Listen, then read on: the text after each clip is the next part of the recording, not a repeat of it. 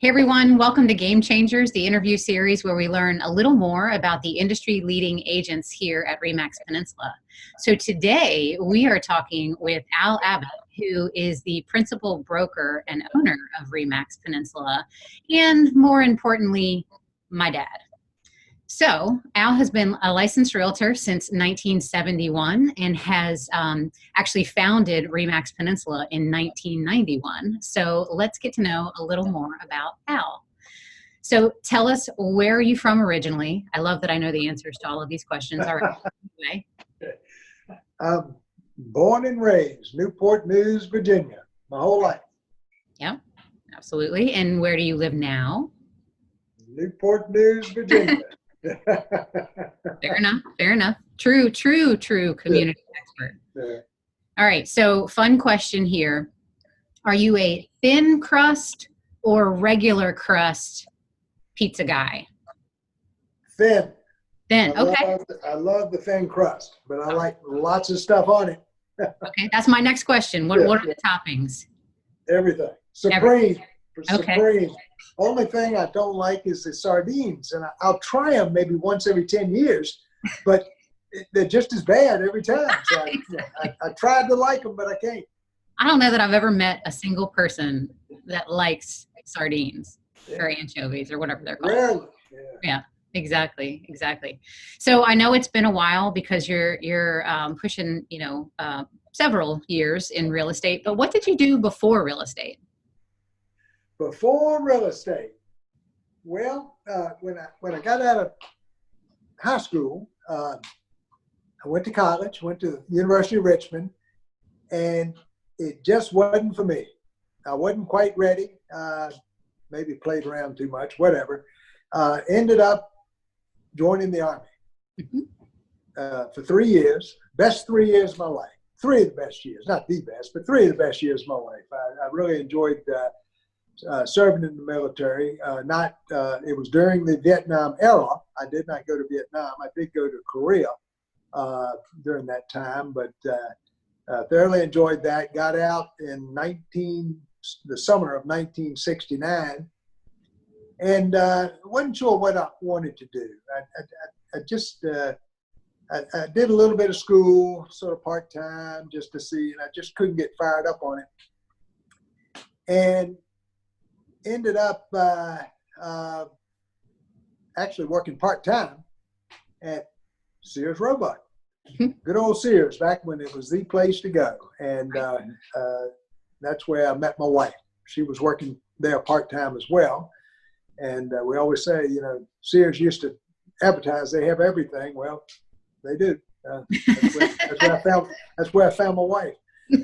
So anyway, shortly after that, about a year after that, we got married. And so that's, where are we now? We're into late 1970. Mm-hmm. And I'm still sort of a little bit of school, part-time work. And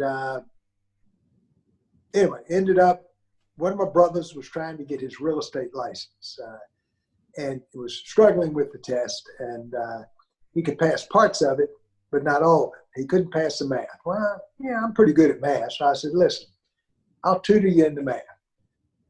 Ended up, I took the exam. He took the exam. He passed the math, but he flunked one of the other subjects. I passed the exam, got my license, and that's sort of my story of how I ended up with a real estate license. And I joined my uncle who had made that offer to me and any of my brothers that if we ever considered real estate to give him a call. So I gave him a call.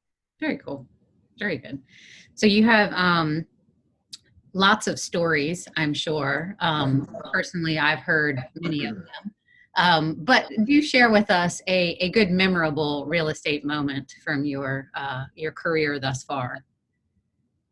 Well, one of the funny stories that I remember, I got to remember back a long time. So I was actually an agent showing a house, vacant house, to the incoming manager of J.C. Penney's back in the day when it was in Newmarket Shopping Center.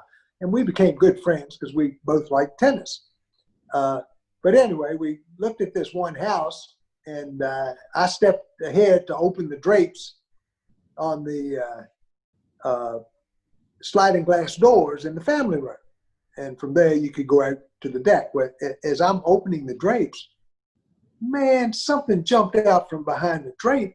And next thing I knew, I took off. I jumped past my client into the next room. He didn't realize what happened and then we looked back in there. It was a woodpecker, a big old red-headed woodpecker. And that poor thing evidently had come down the chimney that was in the room and was trying to get to where the light was behind the drapes, where the window was. And so when I pulled the drapes open, he was half dead, but we ended up opening the door and getting him out the door. And he stood there a while and finally got enough energy to fly off. So that was a memorable real estate moment. Wow. Yes, that is a memorable real estate moment. Yeah, absolutely. Yeah. So tell us, we've been asking everyone this. What's your favorite drink of choice right now? Manhattan. Right. Yeah. I don't do it every night. I'm really a beer drinker, but every now and then, if I don't want a whole lot of liquid, but a little quick relaxation of good old Manhattan will do it. That's right. Good stuff. Yeah. So what is a favorite place that you have visited or a place that you've been? Probably, we've been to a lot of places, and I could go to my boating world and name off many, many places that we just thoroughly love. But I'm gonna flip and say one of the best places to visit was Bermuda. Mm-hmm. Bermuda. We thoroughly enjoyed Bermuda. We actually went there for a Virginia Association of Realtors convention back in 1990. Wow. Yeah, they used to move the conventions to, all over, South Carolina, Montreal, but those days are gone. But that's how we got there. And we actually extended a few days, which made it nice. So you had the convention the first 2 or 3 days, and then we stayed an extra 3 or 4 days, and it was absolutely fabulous. It's like a little dream world. I highly recommend it. Awesome. So we are, just beginning to open up a little bit out of quarantine, but still staying a little cautious. Where's the kind of first place you're looking forward to going to when things normalize or quarantine is over? A nice restaurant. I mean,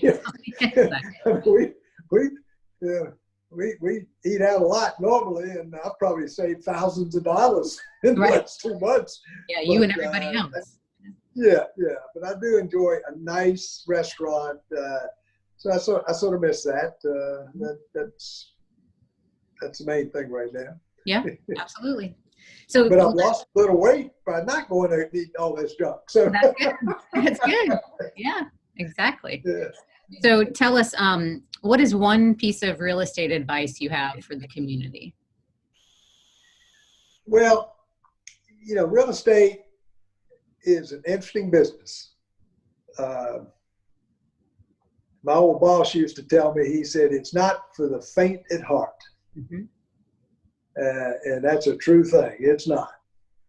But a good agent is an important, integral part of a real estate transaction. And I think any buyer, seller should always consider, always using a good agent, Mm-hmm. No matter the market. I mean, the market's like the tide. The tide comes in, the tide goes out. Right. Same thing with real estate. But you always need a good agent, no matter what the market. And so that's my advice. Good. All right. So a little bit of lightning round questions, just some this or that. You ready? We'll see. So sunrises or sunsets? Sunsets. Okay. The beach or a lake? Beach. All right. Coffee or tea? Coffee. Okay. Night owl or early bird? Night owl. All right. Car or truck? SUV. Fair enough. I guess Fair that's a enough. truck. That should be an option, I think. All right. Preference, dogs or cats? You know, if you'd asked me that, 20 years ago, I'd have said only dogs. But since then, we've had a cat or two. So I still like them both. But right now, we've decided none. But if I had to pick one or the other, it'd probably be a dog. Gotcha. Yeah. All right. All right. So important factor here on peanut butter and jelly. What is your preferred jelly? Is it strawberry or grape? Great. Okay. Great. Very controversial question. Causes a lot of issues. Yeah. Well, awesome. So thank you so much for spending a little bit of time with us today. And thank you for actually being the original game changer. And thank you so much. All righty. Thank you.